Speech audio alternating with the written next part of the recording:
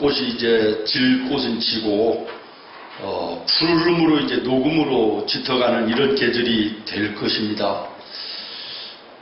성령의 바람이 우리의 심령 속에 불어와 우리의 믿음도 푸르름의 이 봄처럼 이제 짙어가는 녹음처럼 생기가 넘치는 은혜의 아름다운 신앙적 모습이 있기를 예수님의 이름으로 축원합니다.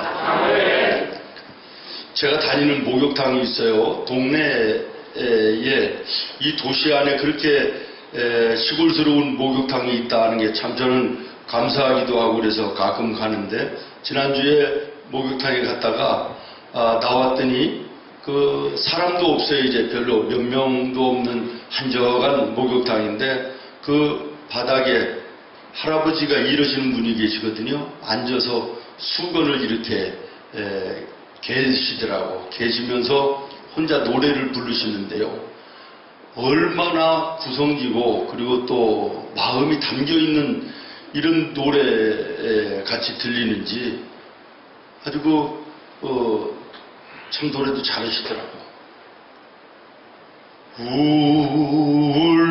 울려고 내가 왔던가 웃으려고 왔던가. 얼마나 잘 부르시는지 말이에요. 근데 그 노래를 들으면서요 순간에 많은 생각을 했어요. 80이 다 되시는 할아버지신데 어떤 의미로 어떤 마음으로 저런 노래를 하실까. 저분의 인생 속에 나이 80이 다 되시는 그 어르신이 그 나이에 목욕탕에 수건을 접는 일을 하시면서 청소하시는 일을 하시면서 참 슬픈 마음과 아픈 마음을 가지고 노래를 부르시는 걸까, 아니면 무슨 좋은 일이 있으셔서 그러나, 이런 생각을 순간 해봤어요. 여러분은 어떠십니까? 여러분은 울려고 이 땅에 오셨습니까? 아니면 기뻐하며 살려고 이 땅에 오셨나요? 어떤 사람이 인생을 시작하면서 내가 내 인생 울면서 걸어가 버리라 이러고 시작하는 사람이 어디 있겠어요? 다 기뻐하고 즐거워하고 노래하면서 사는 그런 멋있는 인생을 다 생각했을 거 아니겠어요? 그러나 문제는 오늘 우리의 삶이 그렇게 녹록지가 않아. 정말 노래 부르며 즐겁게 기뻐하는 이런 인생들 별로 많지 않고, 무거운 마음, 답답한 마음, 병든 마음, 고통스러운 괴로움 속에서 살아가는 사람들이 훨씬 더 많은 것이 우리 인생사요, 우리가 살아가는 세상 아니겠습니까? 어떤 사람을 보면 몇 번을 만나도 어디에서 봐도 얼굴이요 참 웃는 얼굴이고, 그리고 또 참 평안한 얼굴이고, 그런 사람들이 있는가 하면 어떤 사람은 10번을 보면 10번 다 그냥 구겨진 그 종이조각처럼 인상을 쓰고, 모르는 사이에 어떤 쫓기는 것 같은 분위기에 긴장한 얼굴에다가 징징징징징징거리는 이런 모습으로 인생을 가는 그런 사람들도 있는 걸 봐요. 나이 40이 넘으면 내 얼굴에 책임을 질 수 있어야 된다, 이런 말 있잖아요. 더더군다나 우리 예수 믿는 성도는 정말 인생길 걸어가면서 내 얼굴에 책임을 지는 그런 삶을 살아야 된다고 생각합니다. 옆에 있는 분 얼굴 이 정도 시간에 한번 쳐다보는 것도 괜찮습니다. 여러분은 어떤 얼굴로 인생을 사시나요?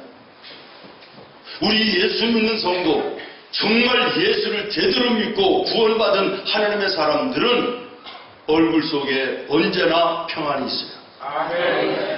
넉넉함이 있어요. 웃음이 있는 거예요. 여러분 인생길 인상 쓰면서 늘 다른 사람에게 불쾌감을 주는 인생길 걸어간다면 예수 제대로 믿는 거 아닙니다. 예수 잘못 믿는 것입니다. 이것은 제가 여러분들에게 말씀을 드리는 얘기가 아닙니다. 하나님의 말씀입니다. 하나님의 뜻입니다. 하나님의 명령입니다. 데살로니가전서 5장 16절 이하에 보면 항상 기뻐하라. 항상 기뻐하라. 쉬지 말고 기도하라. 범사에 감사하라. 이는 그리스도 예수 안에서 너희를 향하신 하나님의 뭐라고? 뜻이라. 이 목사가 하는 얘기가 아니라 인생길을 걸어가면서 기뻐하며 사는 거, 감사하며 사는 거 하나님의 뜻이다. 하나님의 명령이시다. 저는 종종 우리 성도들에게 말씀을 드립니다. 세상에서 제일 불행한 사람이 어떤 사람일까? 그것은 예수를 믿으면서도 기쁨으로 예수 믿지 못하는 사람, 그 사람이 제일 불행한 사람이다. 여러분, 오늘 신앙의 길 걸어가면서 날마다 기뻐하며 찬송하며 감사하며 살아가십니까? 그런 삶이 되어야 될 줄로 믿습니다. 우리가 신앙생활을 하다가 보면 기쁨이 사라지고 웃음기가 가시고 힘들고 짜증나고 미워지고 예배가 싫어지고 교회조차 걸어가기 싫은 이런 일들을 우리가 종종 경험합니다. 그러면서 그 이유를 이런 이유 때문에 저런 것 때문에 라고 얘기하고 이 사람 때문에 저 사람 때문이라고 얘기합니다. 여러분, 정말 그럴까요?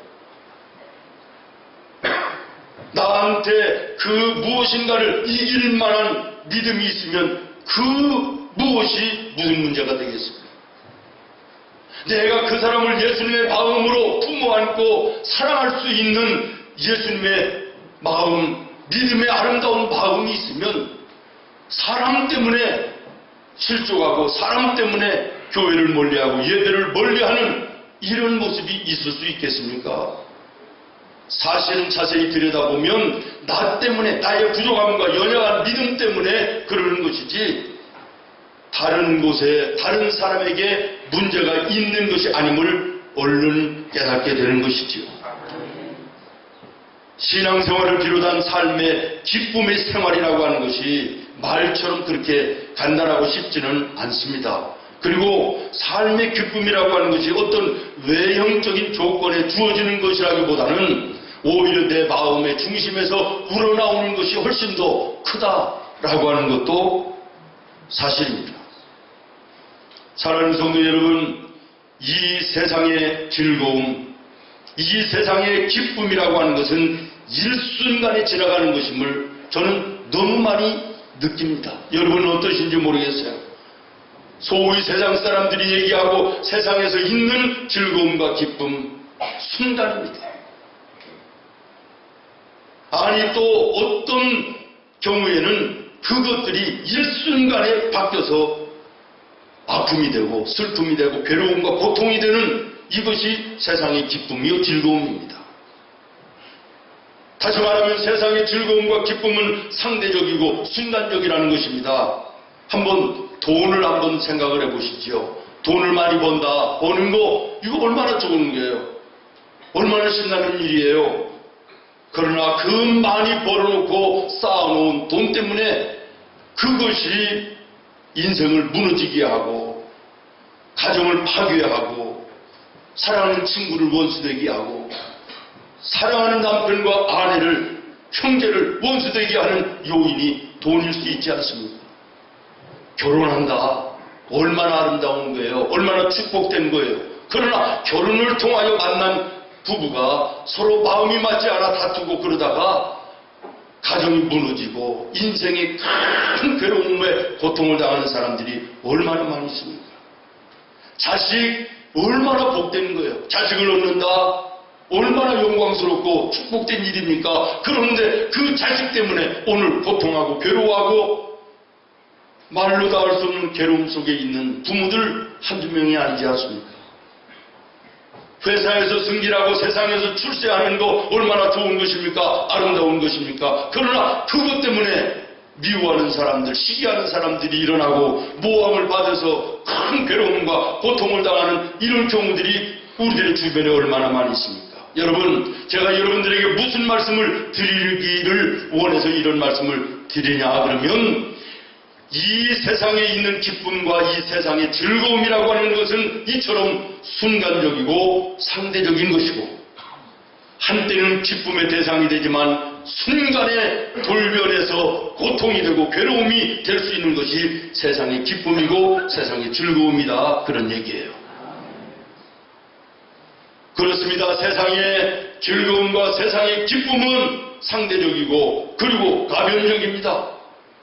그러므로 우리 예수 믿는 성도들은 그 땅 위에 기쁨과 즐거움을 쫓아가는 인생이 되어서는 안 된다는 거예요. 있다가 없어지는 순간에 변하여 고통이 되는 세상의 즐거움과 기쁨을 추구하는 인생 살아서는 안 된다는 거예요. 영원히 변치 아니하는 진정한 기쁨을 찾고 진정한 즐거움을 찾아야 되고 그것을 누리며 사는 인생이 되어야 된다, 그런 말이죠. 그러면 그 참된 기쁨, 영원히 변치 아니하는 기쁨, 그 아름다운 감사 어디에 있느냐는 오늘 우리가 읽은 성경 말씀 속에 대답이 있습니다. 여러분 4절 말씀을 한번 같이 읽어보겠습니다. 시작. 주 안에서 항상 아멘.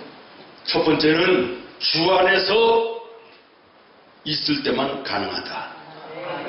예수님 안에 거할 때 가능하다라는 거예요. 4절 말씀에 주 안에 기뻐하라, 내가 다시 말하노니 기뻐하라. 쭉 내려가서 10절에도 보면 내가 주 안에서 크게 기뻐하면 그랬습니다. 3장 1절에도 보면 형제들아 주 안에서 기뻐하라. 기뻐하라는 말씀이 계속되고 있습니다. 근데 여러분, 여기서 우리가 주목해서 볼 말씀이 있습니다. 뭐냐면 지금 이 말을 하고 있는 사도 바울의 현재 상황과 환경, 다시 말하면 세상의 외형적 조건으로 봐서는 도저히 기뻐할 수 있는 형편이 아니라는 거예요. 죄수로서 로마의 감옥에 갇혀 있습니다. 사형 선고를 받았습니다. 이제 죽는 날만 기다리는 그 상태에 있는 바울이 지금 이렇게 얘기하는 겁니다. 내 마음속에는 기쁨이 충만하다. 이 기쁨 나만 누리기 원치 않는다. 너희들도 내가 누리는 이 기쁨을 함께 누리자는 거예요. 여러분, 이 말씀이 우리가 무엇으로 이해됩니까? 무엇으로 설명될 수 있습니까? 세상의 지식으로, 과학으로, 의학으로, 무엇으로, 철학으로 설명될 수 있는 문제입니까?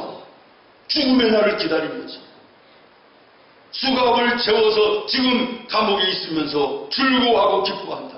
이 즐거움과 기쁨 너희들도 함께 나누자는 거예요. 여러분, 신앙적 비밀만이 이것을 설명할 수 있습니다. 정말 예수 안에서 이 기쁨을 누리는 성도들은 이 말씀이 무슨 말씀인가를 얼른 이해하게 될 것입니다.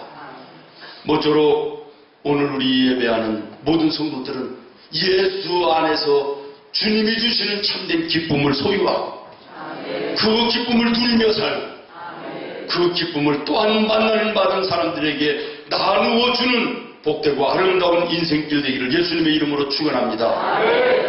참 지치고 힘들고 피곤하고 생각도 많고 괴롭고 이런 일이 있을 때 몸도 찌뿌둥하고 몸살 기운도 있고 이럴 때 따뜻한 물에 몸을 푹 담그면 긴장이 풀어지고 마음의 평안이 생기고 그리고 입에서 노래가 나오는 이런 경험을 아마 해보신 분들 계실 것입니다. 마찬가지입니다. 인생길 걸어가다가 삶이 피곤하고 힘들고 괴롭고 절망적인 문제 앞에 힘들 때 예수님의 품에 안기는 것입니다. 그러면 주님 주시는 평안이 내 마음속에 넘쳐나고 그 평안이 내 마음속의 염려와 근심 다 쫓아내고 그 자리에 하나님의 성령이 기쁨을 주시는 것입니다. 그 기쁨 가운데 담대함이 생기고 이 담대함으로 세상을 향하여 나가서 승리하는 것, 이게 예수 믿는 것입니다. 이게 신앙의 길을 걸어가는 것입니다. 오늘 이 아침 여러분의 마음속에 염려와 근심이 있습니까? 걱정과 절망스러운 문제가 있습니까? 주님 안에 거하는 여러분 되기를 바랍니다. 주님이 주시는 참된 평안과 주님 주시는 참된 기쁨이 여러분의 마음속에 가득하고 그리고 담대함 속에 세상을 향하여 나가 승리하는 나와 여러분의 삶이 되기를 바랍니다. 여러분, 이 기쁨은 땅의 것으로 얻어지는 기쁨이 아닙니다. 하늘의 기쁨을 말하는 것입니다. 요한복음 14장 27절에 보면 괴롭고 불안해하는 제자들에게 예수님이 말씀하십니다. 평안을 너희에게 주노라. 내가 너희에게 주는 것은 세상이 주는 것과는 어떻게 다르다. 다시 말하면 세상이 주는 평안도 있다. 세상이 주는 즐거움도 있다. 세상이 주는 기쁨도 있다. 그러나 그 기쁨들, 즐거움들 이런 것은 순간적이다. 오히려 그것이 반대로 역전되어지면 괴로움이 되고 고통이 될 수 있는 이것이 세상의 즐거움과 기쁨이다. 내가 주는 기쁨은, 내가 주는 평안은 그런 것과는 질이 다르다는 것입니다. 변치 아니하는 평안, 영원한 기쁨, 이것이 예수 안에 있다는 거예요. 오늘 우리는 이 예수 안에서 이 기쁨과 평안을 찾아야 될 줄로 믿습니다. 그러며 사도 바울이 고백하는 것처럼 누리며 살아야 될 줄로 믿습니다. 주 안에 있는 나 단근심이 쓰랴 단근심이 십자가 밑에 십자가 밑에 나 내 짐을 풀었네. 내 짐을 풀어 주님을 찬송하면서 주님을 찬송하며 할렐루야 할렐루야 할렐루야 내 앞길을 몰고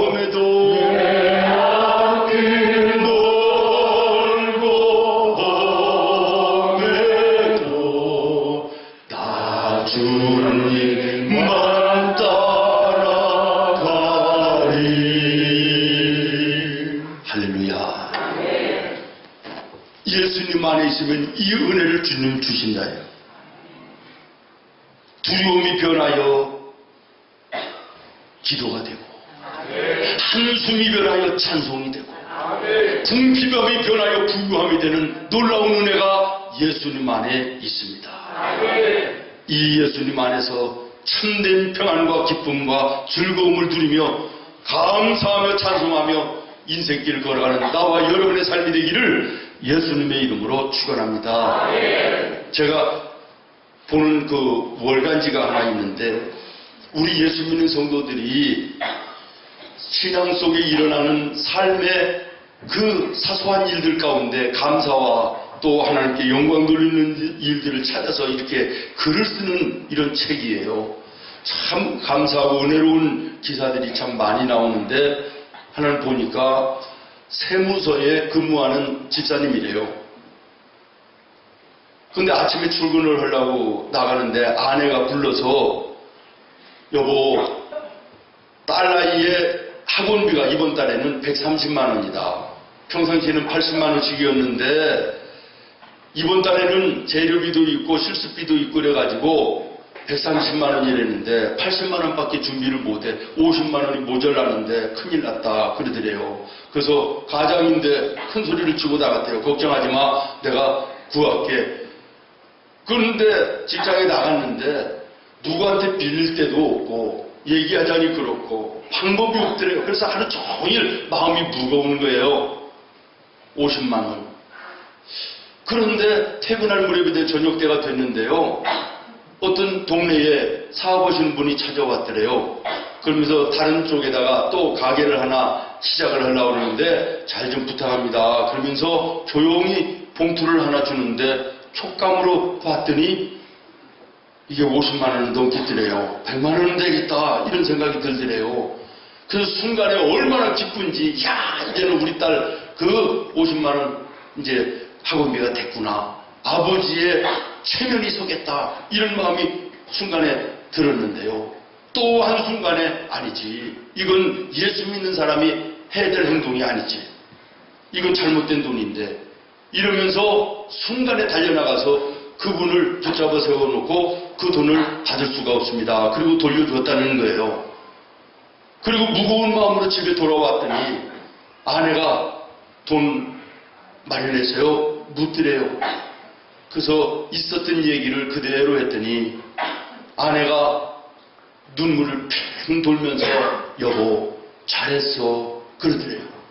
그런데 둘이서 손을 맞잡고 기도를 했다는 거예요. 하나님, 오늘 내가 넘어질 수 있는 상황에서 하나님이 붙들어 주신 것을 감사합니다. 순간의 유혹에 내가 믿음에 넘어짐이 있을 순간에 하나님께서 나를 깨닫게 해주셔서 감사합니다. 믿음을 지킬 수 있어 감사합니다. 부부가 손잡고 기도하는데 마음속에서 감사와 기쁨이 샘솟듯 쏟아나더라. 여러분, 이런 은혜와 이런 감사와 이런 기쁨이 오늘 나와 여러분의 신앙 속에서도 좀 있어야 되지 않겠습니까? 그 다음에 두 번째는 5절 말씀해 보니까 관용을 베풀 때 참된 기쁨이 있음을 말씀하고 있습니다. 너희의 관용을 모든 사람에게 알게 하라. 주께서 가까우시니라. 여러분, 관용이라는 의미가 뭔지 잘 알고 계시나요? 좀 더 깊이 알고 싶어서 제가 국어사전도 찾아보고 또 우리 한글 성경 여기저기를 여러 군데 찾아봤어요. 다 달라요. 우리가 읽은 오늘 성경 개역개정에는 관용을 이렇게 얘기하는데 세번역에는 관대함이라고 나오고 또 현대인의 성경에 보니까 너그러움이라고 이렇게 나와요. 그 영어 성경을 여기저기를 찾아봤더니 영어 성경도 단어가 다 달라요.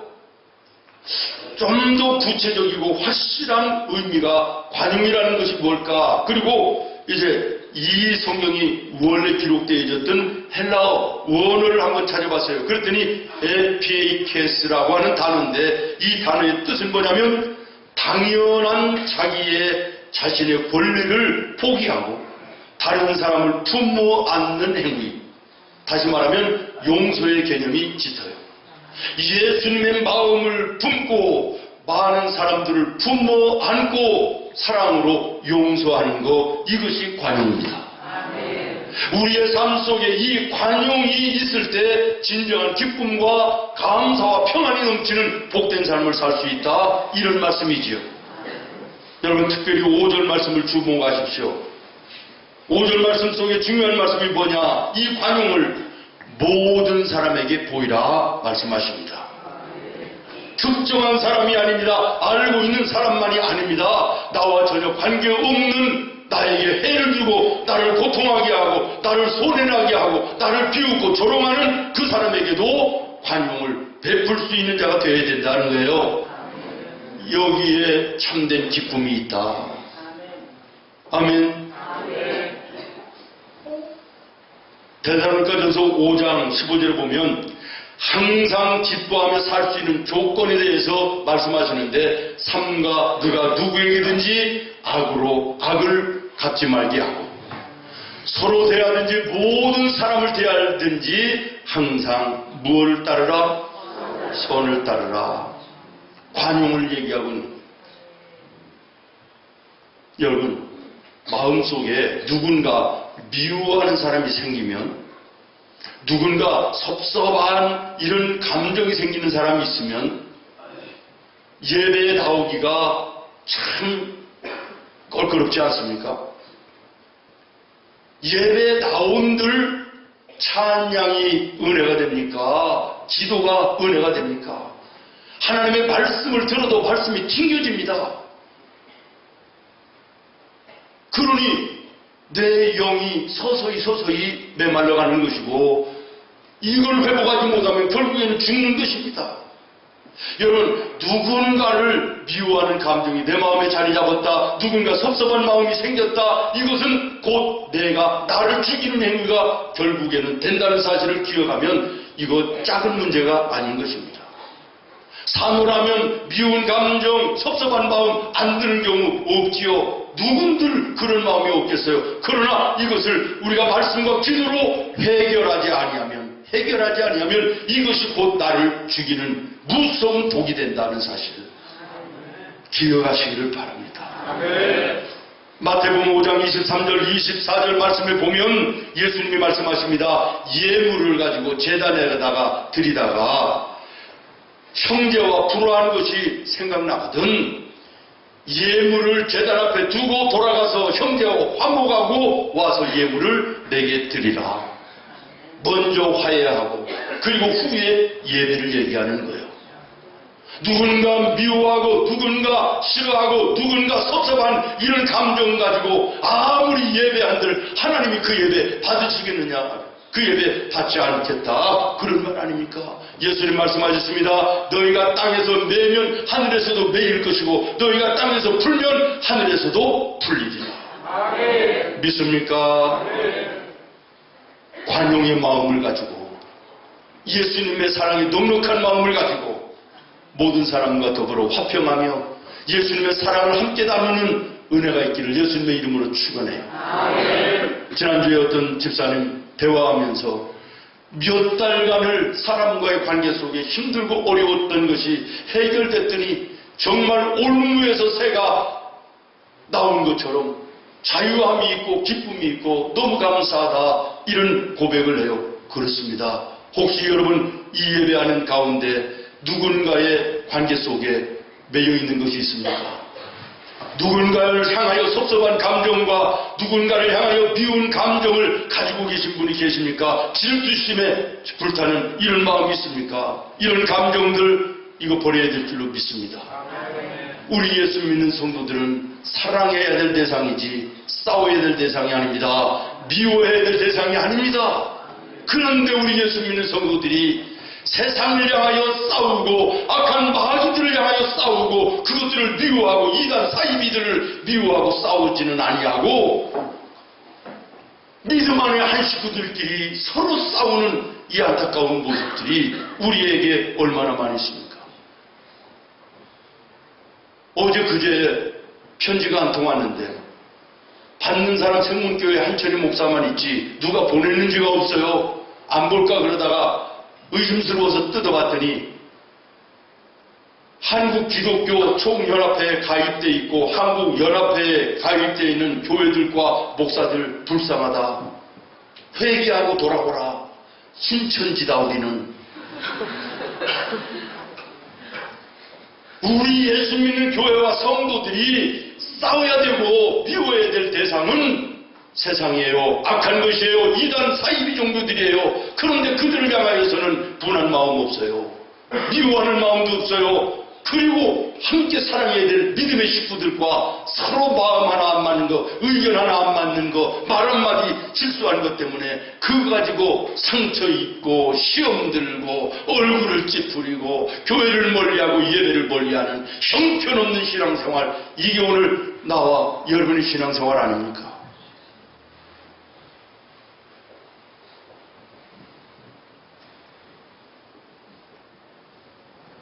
관용의 마음을 가지시기를 바랍니다.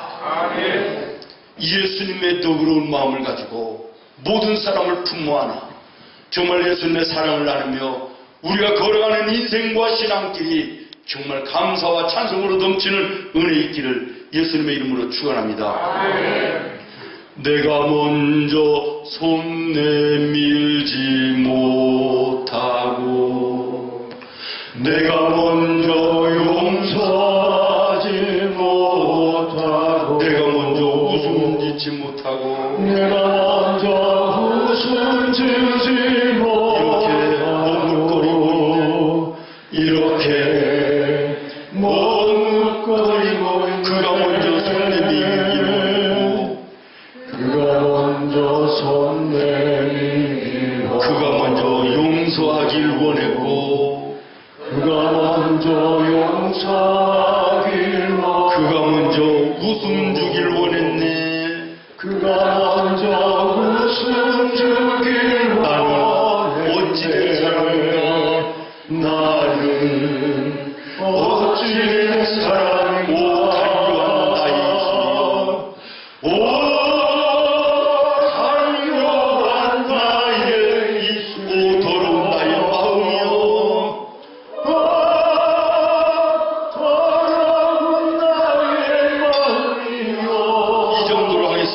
합니다. 조금 더 가면 목이 터지기 때문에.